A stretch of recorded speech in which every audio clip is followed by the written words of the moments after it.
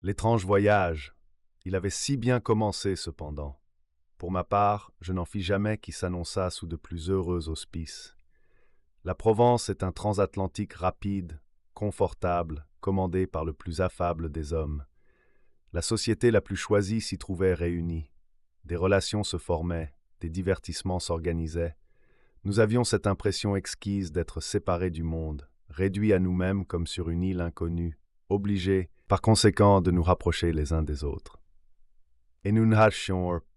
Avez-vous jamais songé à ce qu'il y a d'original et d'imprévu dans ce groupement d'êtres qui, la veille encore, ne se connaissaient pas, et qui, durant quelques jours, entre le ciel infini et la mer immense, vont vivre de la vie la plus intime, ensemble vont défier les colères de l'océan, l'assaut terrifiant des vagues, la méchanceté des tempêtes et le calme sournois de l'eau endormie. C'est au fond vécu en une sorte de raccourci tragique, la vie elle-même, avec ses orages et ses grandeurs, sa monotonie et sa diversité. Et voilà pourquoi peut-être on goûte avec une hâte fiévreuse et une volupté d'autant plus intense ce court voyage dont on aperçoit la fin au moment même où il commence. Mais, depuis plusieurs années, quelque chose se passe qui ajoute singulièrement aux émotions de la traversée. La petite île flottante dépend encore de ce monde dont on se croyait affranchi. Un lien subsiste qui ne se dénoue que peu à peu en plein océan, et peu à peu, en plein océan, se renoue.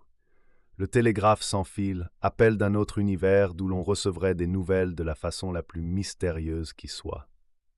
L'imagination n'a plus la ressource d'évoquer des fils de fer au creux desquels glisse l'invisible message. Le mystère est plus insondable encore, plus poétique aussi, et c'est aux ailes du vent qu'il faut recourir pour expliquer ce nouveau miracle. Ainsi, les premières heures, nous sentîmes nous suivis, escortés, précédés même par cette voix lointaine, qui de temps en temps chuchotait à l'un de nous quelques paroles de là-bas. 2 amis me parlèrent, 10 autres, 20 autres nous envoyèrent à tous, au travers de l'espace, leurs adieux attristés ou souriants. Or, le second jour, à 500 milles des côtes françaises, par une après-midi orageuse, le télégraphe sans fil nous transmettait une dépêche dont voici la teneur. Arsène Lupin à votre bord, première classe, cheveux blonds, blessure avant-bras droit, voyage seul sous le nom de R. À ce moment précis, un coup de tonnerre violent éclata dans le ciel sombre. Les ondes électriques furent interrompues. Le reste de la dépêche ne nous parvint pas. Du nom sous lequel se cachait Arsène Lupin, on ne sut que l'initiale. Il se fût agi de toute autre nouvelle. Je ne doute point que le secret en eût été scrupuleusement gardé par les employés du poste télégraphique, ainsi que par le commissaire du bord et par le commandant. Mais il est de ces événements qui semblent forcer la discrétion la plus rigoureuse. Le jour même, sans qu'on pût dire comment la chose avait été ébruitée, nous savions tous que le fameux Arsène Lupin se cachait parmi nous. Arsène Lupin parmi nous, l'insaisissable cambrioleur dont on racontait les prouesses dans tous les journaux depuis des mois, l'énigmatique personnage avec qui le vieux Ganimard, notre meilleur policier, avait engagé ce duel à mort, dont les péripéties se déroulaient de façon si pittoresque. Arsène Lupin, le fantaisiste gentleman qui n'opère que dans les châteaux et les salons, et qui, une nuit, où il avait pénétré chez le baron Schormann, en était parti les mains vides et avait laissé sa carte ornée de cette formule « Arsène Lupin, gentleman cambrioleur, reviendra quand les meubles seront authentiques ». Arsène Lupin, l'homme aux 1000 déguisements, tour à tour chauffeur, ténor, bookmaker, fils de famille, adolescent, vieillard, commis-voyageur marseillais, médecin russe, torero espagnol. Qu'on se rende bien compte de ceci. Arsène Lupin allant et venant dans le cadre relativement restreint d'un transatlantique, que dis-je, dans ce petit coin des Premières où l'on se retrouvait à tout instant, dans cette salle à manger, dans ce salon, dans ce fumoir. Arsène Lupin, c'était peut-être ce monsieur, ou celui-là, mon voisin de table, mon compagnon de cabine. Et cela va durer encore 5 fois 24 heures, s'écria le lendemain Miss Nelly Underdown. Mais c'est intolérable. J'espère bien qu'on va l'arrêter. Et s'adressant à moi, voyons-vous, monsieur d'Andrézy, qui êtes déjà au mieux avec le commandant, vous ne savez rien? J'aurais bien voulu savoir quelque chose pour plaire à Miss Nelly. C'était une de ces magnifiques créatures qui, partout où elles sont, occupent aussitôt la place la plus en vue. Leur beauté autant que leur fortune éblouit. Elles ont une cour, des fervents, des enthousiastes. Élevée à Paris par une mère française, elle rejoignait son père, le richissime Underdown de Chicago. Une de ses amies, Lady Gerland, l'accompagnait. Dès la première heure, j'avais posé ma candidature de flirt. Mais, dans l'intimité rapide du voyage, tout de suite son charme m'avait troublé, et je me sentais un peu trop ému pour un flirt quand ses grands yeux noirs rencontraient les miens. Cependant, elle accueillait mes hommages avec une certaine faveur. Elle daignait rire de mes bons mots et s'intéressait à mes anecdotes. Une vague sympathie semblait répondre à l'empressement que je lui témoignais. Un seul rival peut-être m'eût inquiété, un assez beau garçon, élégant, réservé, dont elle paraissait quelquefois préférer l'humeur taciturne à mes façons plus en dehors de Parisien. Il faisait justement partie du groupe d'admirateurs qui entourait Miss Nelly lorsqu'elle m'interrogea. Nous étions sur le pont, agréablement installés dans des rocking chairs. L'orage de la veille avait éclairci le ciel. L'heure était délicieuse. « Je ne sais rien de précis, mademoiselle, » lui répondis-je. « Mais est-il impossible de conduire nous-mêmes notre enquête, tout aussi bien que le ferait le vieux Ganimard, l'ennemi personnel d'Arsène Lupin? Oh, vous vous avancez beaucoup. En quoi donc le problème est-il si compliqué? » « Très compliqué. C'est que vous oubliez les éléments que nous avons pour le résoudre, point. »« Quels éléments? » Ingro Lupin Sverry Monsieur Ethval. Signalement un peu vague. Il voyage seul, si cette particularité vous suffit. 3, il est blond. Et alors? Alors, nous n'avons plus qu'à consulter la liste des passagers et à procéder par élimination. J'avais cette liste dans ma poche, je la pris et la parcourus. Je note d'abord qu'il n'y a que 13 personnes que leur initiale désigne à notre attention. 13 seulement. En première classe, oui. Sur ces 13 messieurs R, comme vous pouvez vous en assurer, 9 sont accompagnés de femmes, d'enfants ou de domestiques. Restent 4 personnages isolés, le marquis de Raverdan. Secrétaire d'ambassade, interrompit Miss Nelly, je le connais. Le Major Rawson, c'est mon oncle, dit quelqu'un. Présent, s'écria l'un de nous, un Italien dont la figure disparaissait sous une barbe du plus beau noir. Miss Nelly éclata de rire. Monsieur n'est pas précisément blond. Alors, repris-je, nous sommes obligés de conclure que le coupable est le dernier de la liste. C'est-à-dire, Monsieur Rosen. Quelqu'un connaît-il Monsieur Rosen? On se tut. Mais Miss Nelly, interpellant le jeune homme taciturne dont l'assiduité près d'elle me tourmentait, lui dit « Eh bien, Monsieur Rosen, vous ne répondez pas ?» On tourna les yeux vers lui. Il était blond. Avouons-le, je sentis comme un petit choc au fond de moi. Et le silence gêné qui pesa sur nous m'indiqua que les autres assistants éprouvaient aussi cette sorte de suffocation. C'était absurde d'ailleurs, car enfin rien dans les allures de ce monsieur ne permettait qu'on le suspectât. « Pourquoi je ne réponds pas ?» dit-il. « Mais parce que, vu mon nom, ma qualité de voyageur isolé et la couleur de mes cheveux, j'ai déjà procédé à une enquête analogue et que je suis arrivé au même résultat. Je suis donc d'avis qu'on m'arrête. » Il avait un drôle d'air en prononçant ces paroles. Ses lèvres minces comme 2 traits inflexibles s'amincirent encore et pâlirent. Des filets de sang strièrent ses yeux. Certes, il plaisantait. Pourtant, sa physionomie et son attitude nous impressionnèrent. Naïvement, Miss Nelly demanda « Mais vous n'avez pas de blessure ?» « Il est vrai, dit-il, la blessure manque. » D'un geste nerveux, il releva sa manchette et découvrit son bras. Mais aussitôt une idée me frappa. Mes yeux croisèrent ceux de Miss Nelly. Il avait montré le bras gauche. Et ma foi, j'allais en faire nettement la remarque quand un incident détourna notre attention. Lady Gerland, l'amie de Miss Nelly, arrivait en courant. Elle était bouleversée. On s'empressa autour d'elle, et ce n'est qu'après bien des efforts qu'elle réussit à balbutier. « Mes bijoux, mes perles, on a tout pris. » Non, on n'avait pas tout pris comme nous le sûmes par la suite. Chose bien plus curieuse, on avait choisi. De l'étoile en diamant, du pendentif en cabochon de rubis, des colliers et des bracelets brisés, on avait enlevé, non point les pierres les plus grosses, mais les plus fines, les plus précieuses, celles, aurait-on dit, qui avaient le plus de valeur tout en tenant le moins de place. Les montures gisaient là, sur la table. Je les vis, tous nous les vîmes, dépouillés de leurs joyaux comme des fleurs dont on eût arraché les beaux pétales étincelants et colorés. Et pour exécuter ce travail, il avait fallu, pendant l'heure où Lady Gerland prenait le thé, il avait fallu, en plein jour et dans un couloir fréquenté, fracturer la porte de la cabine, trouver un petit sac dissimulé à dessein au fond d'un carton à chapeau, l'ouvrir et choisir. Il n'y eut qu'un cri parmi nous, il n'y eut qu'une opinion parmi tous les passagers lorsque le vol fut connu, c'est Arsène Lupin. Et de fait, c'était bien sa manière compliquée, mystérieuse, inconcevable, et logique cependant, car s'il était difficile de recéler la masse encombrante qu'eût formé l'ensemble des bijoux, combien moindre était l'embarras avec de petites choses indépendantes les unes des autres, perles, émeraudes et saphirs. Et au dîner, il se passa ceci.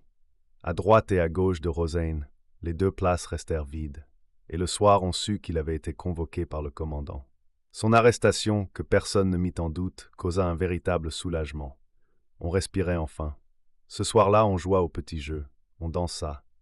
Miss Nelly, surtout, montra une gaieté étourdissante qui me fit voir que si les hommages de Rosaine avaient pu lui agréer au début, elle ne s'en souvenait guère. Sa grâce acheva de me conquérir. Vers minuit, à la clarté sereine de la lune, je lui affirmai mon dévouement, avec une émotion qui ne parut pas lui déplaire. Mais le lendemain, à la stupeur générale, on apprit que les charges relevées contre lui n'étant pas suffisantes, Rosaine était libre. Fils d'un négociant considérable de Bordeaux, il avait exhibé des papiers parfaitement en règle. En outre, ses bras n'offraient pas la moindre trace de blessure. « Des papiers, des actes de naissance !» s'écrièrent les ennemis de Rosaine, mais Arsène Lupin vous en fournira tant que vous voudrez. Quant à la blessure, c'est qu'il n'en a pas reçu, ou qu'il en a effacé la trace. On leur objectait qu'à l'heure du vol, Rosaine s'était démontrée, se promenait sur le pont. À quoi ils ripostaient? Est-ce qu'un homme de la trempe d'Arsène Lupin a besoin d'assister au vol qu'il commet? Et puis, en dehors de toute considération étrangère, il y avait un point sur lequel les plus sceptiques ne pouvaient épiloguer. Qui, sauf Rosaine, voyageait seul, était blond, et portait un nom commençant par R? Qui le télégramme désignait-il, si ce n'était Rosaine? Et quand Rosaine, quelques minutes avant le déjeuner, se dirigea audacieusement vers notre groupe, Miss Nelly et Lady Gerland se levèrent et s'éloignèrent. C'était bel et bien de la peur. 1 heure plus tard, une circulaire manuscrite passait de main en main parmi les employés du bord, les matelots, les voyageurs de toute classe. Monsieur Louis Rosaine promettait une somme de 10 000 francs à qui démasquerait Arsène Lupin ou trouverait le possesseur des pierres dérobées. « Et si personne ne me vient en aide contre ce bandit, déclara Rosaine au commandant, moi je lui ferai son affaire. » Rosaine contre Arsène Lupin, ou plutôt, selon le mot qui courut, Arsène Lupin lui-même contre Arsène Lupin, la lutte ne manquait pas d'intérêt. Elle se prolongea durant 2 journées.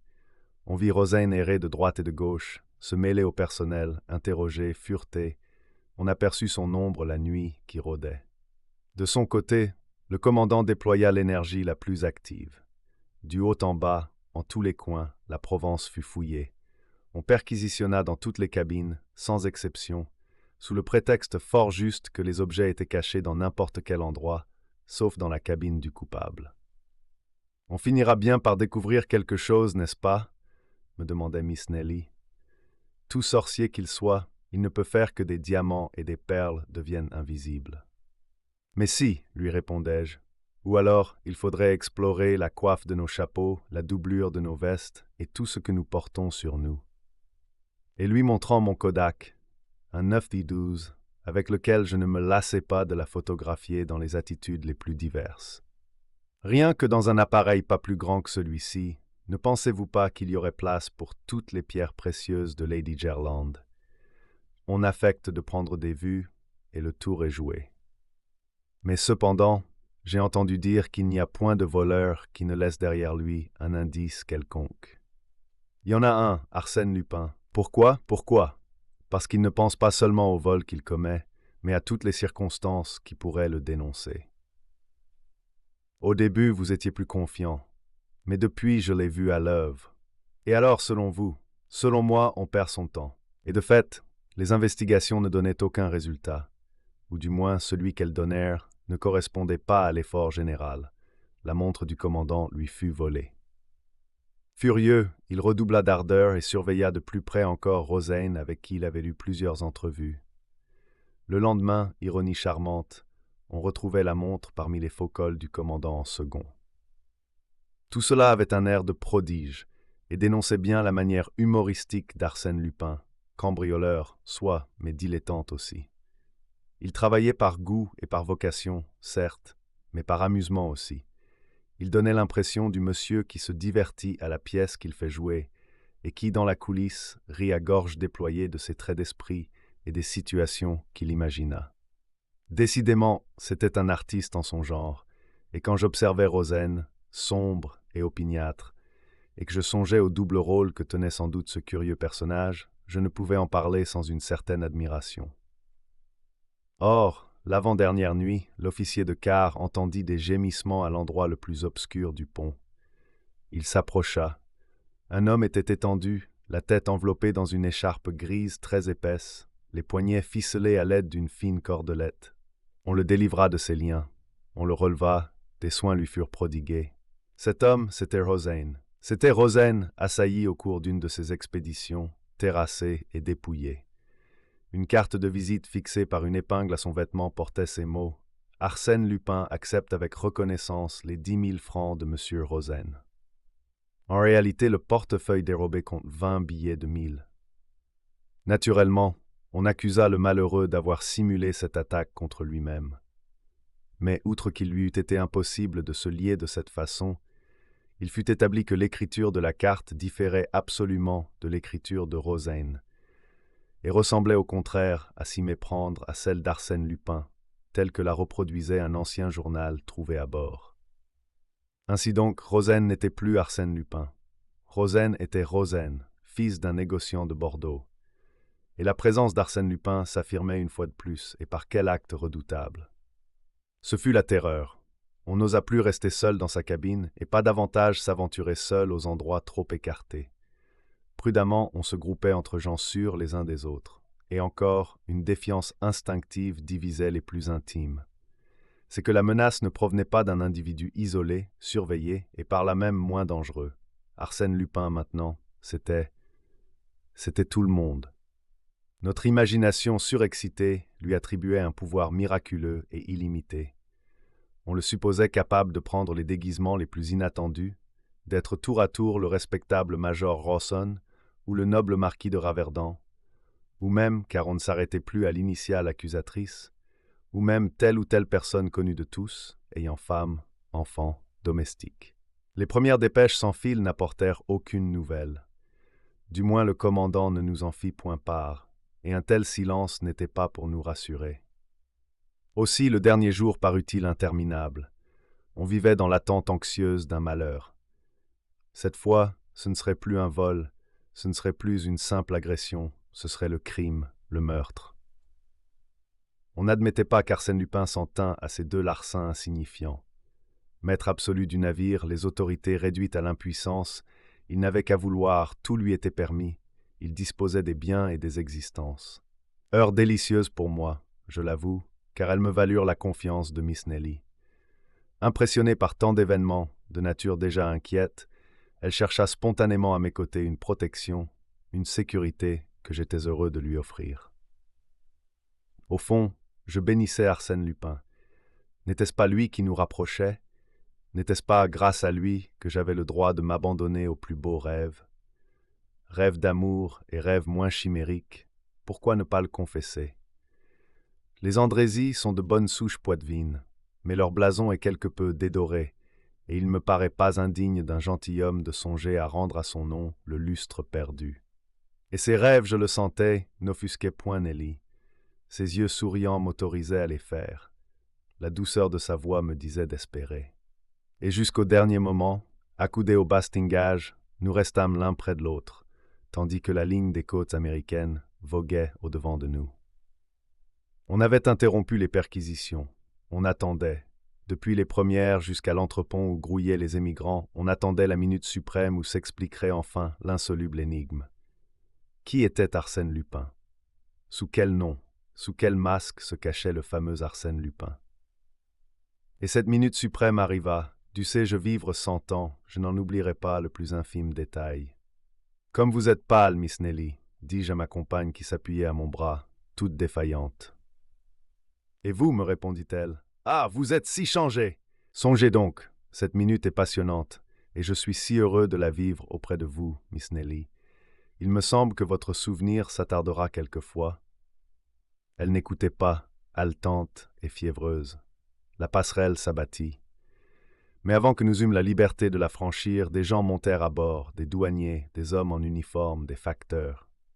Miss Nelly Balbucha, on s'apercevrait qu'Arsène Lupin s'est échappé pendant la traversée, que je n'en serais pas surprise. Il a peut-être préféré la mort au déshonneur et plongé dans l'Atlantique plutôt que d'être arrêté. Ne riez pas, fit-elle, erguée. Soudain, je tressaillis, et comme elle me questionnait, je lui dis « Vous voyez ce vieux petit homme debout à l'extrémité de la passerelle, avec un parapluie et une redingote vert olive. C'est Ganimard. Ganimard? Oui, le célèbre policier, celui qui a juré qu'Arsène Lupin serait arrêté de sa propre main.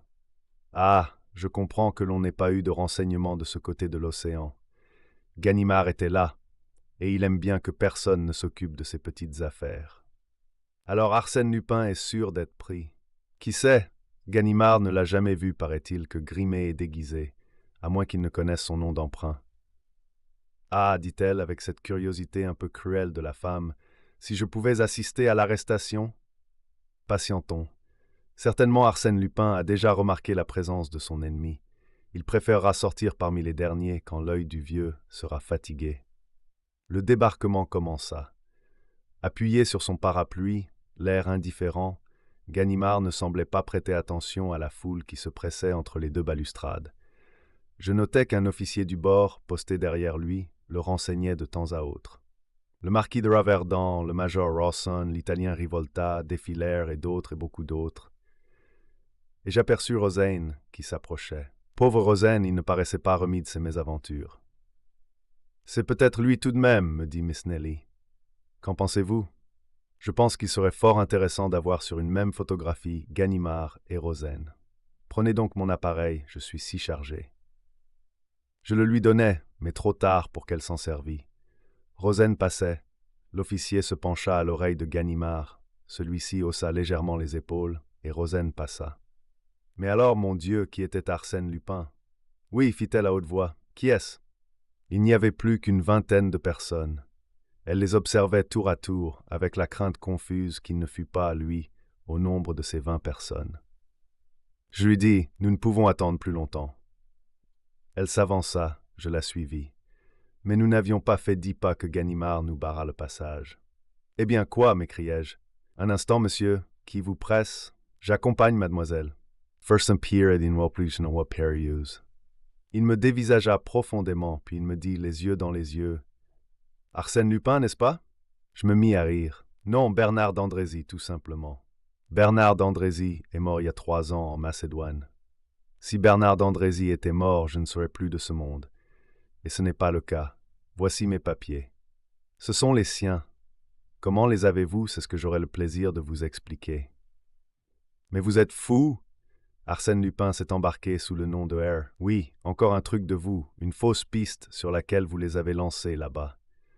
Ah, vous êtes d'une jolie force, mon gaillard, mais cette fois la chance a tourné.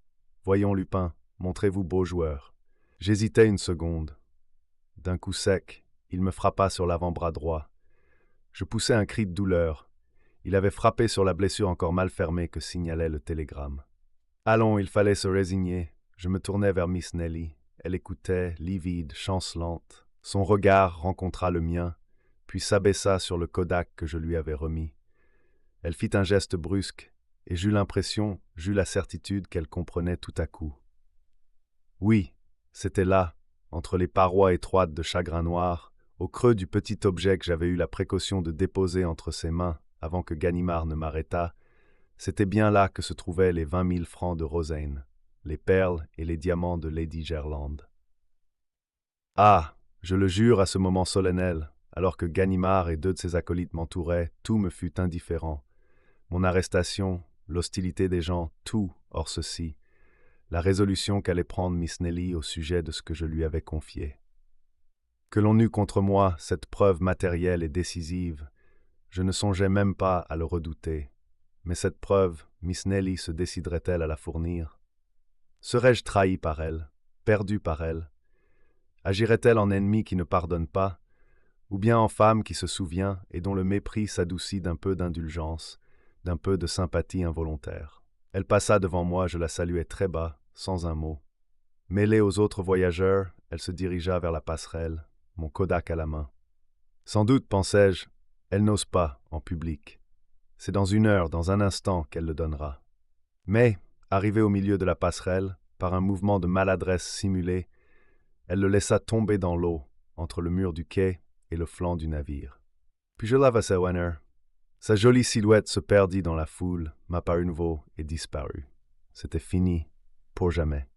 Un instant, je restai immobile, triste à la fois et pénétré d'un doux attendrissement, puis je soupirai au grand étonnement de Ganimard. Dommage tout de même de ne pas être un honnête homme. C'est ainsi qu'un soir d'hiver, Arsène Lupin me raconta l'histoire de son arrestation. Le hasard d'incidents dont j'écrirai quelques jours le récit avait noué entre nous des liens. Dirais-je d'amitié? Oui, j'ose croire qu'Arsène Lupin m'honore de quelque amitié. Et que c'est par amitié qu'il arrive parfois chez moi à l'improviste, apportant dans le silence de mon cabinet de travail sa gaieté juvénile, le rayonnement de sa vie ardente.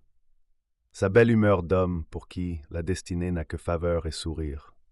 Son portrait, comment pourrais-je le faire? 20 fois j'ai vu Arsène Lupin, et 20 fois c'est un être différent qui m'est apparu. Ou plutôt le même être dont 20 miroirs m'auraient renvoyé autant d'images déformées, chacune ayant ses yeux particuliers, sa forme spéciale de figure, son geste propre, sa silhouette et son caractère. Moi-même, me dit-il, je ne sais plus bien qui je suis. Dans une glace, je ne me reconnais plus.